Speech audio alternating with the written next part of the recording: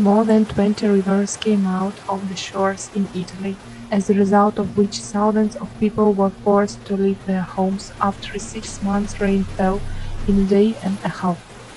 Almost all the rivers between Bologna and the northeastern coast were 70 miles flooded. Also about 280 landslides occurred. The mayor of Ravenna, a city that suffered from a flood, told the BBC that it was the most terrible catastrophe over the century.